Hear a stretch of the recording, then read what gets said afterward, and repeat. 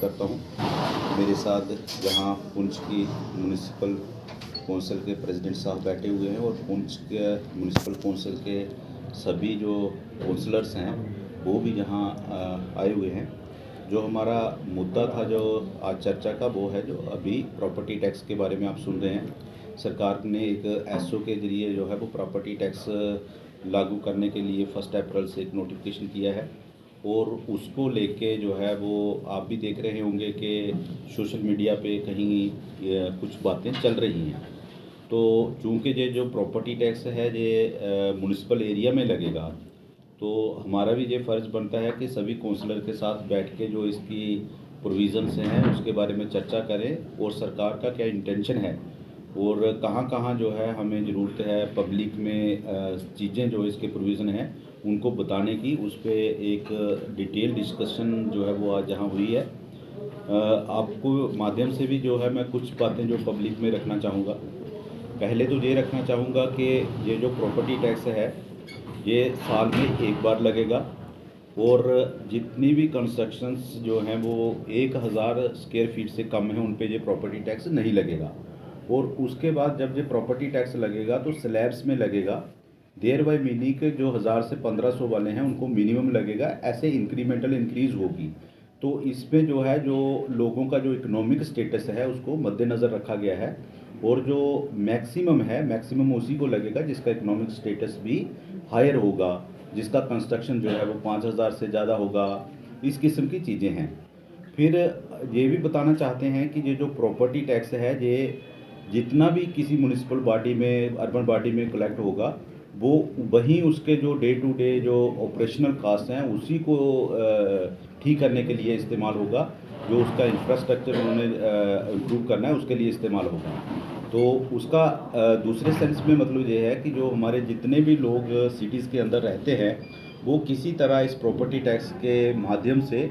City की बेहतरी के लिए कंट्रीब्यूट करेंगे और कंट्रीब्यूट भी वही करेंगे जो कंट्रीब्यूट करने के योग्य हैं, क्योंकि ये स्कीमेटिक जो इसका प्लान है प्रॉपर्टी टैक्स का वो ऐसा रखा गया है कि जो गरीब लोग हैं उनको इसमें से बाहर रखा गया है। तो एक ये दूसरी इम्पोर्टेंट बात ये है जो मैं आपके माध्यम से जो पब्लिक को बताना चाहता हूँ।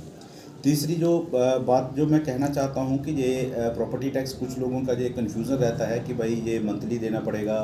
या कैसे देना पड़ेगा। तो ये साल में एक ही बार जो है वो प्रॉपर्टी टैक्स आपको देना पड़ेगा। के अंदर खाली ज़मीनें होंगी जो किसी मास्टर प्लान में ग्रीन जोन होगा या जिस लैंड पे कंस्ट्रक्शन नहीं हो सकती है उस पर ये प्रॉपर्टी टैक्स नहीं लगेगा और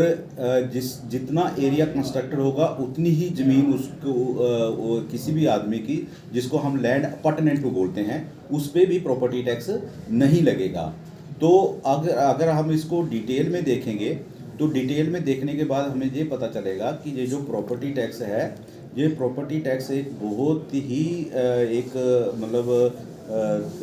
सोच समझ के बाद जो है वो पब्लिक में उतारा गया है और जो 1 अप्रैल से लागू होगा, जिसमें हर एक वर्ग का ख्याल रखा गया है। और जो पहले भी मैं बार बार आपको ये रिपीट कर रहा हूँ कि ये जो गरीब लोग हैं जिनकी 1000 से कम कंस्ट्रक्शन होगी उनको ये प्रॉपर्टी टैक्स नहीं लगेगा। जब हम कंट्री में दूसरी जो अर्बन लोकल बॉडीज़ हैं उनके साथ तुलना करें तो हमारे जो टैक्स है हम हिमाचल प्रदेश से जो है 50% पे है और जो दूसरे स्टेट्स के अर्बन लोकल बॉडीज़ हैं जैसे गुजरात, महाराष्ट्र या कर्नाटका वगैरह हो गया तो उनके कहीं किसी के हम 1/5 पे है, किसी के हम 1/6 पे हैं। इन चीज़ों का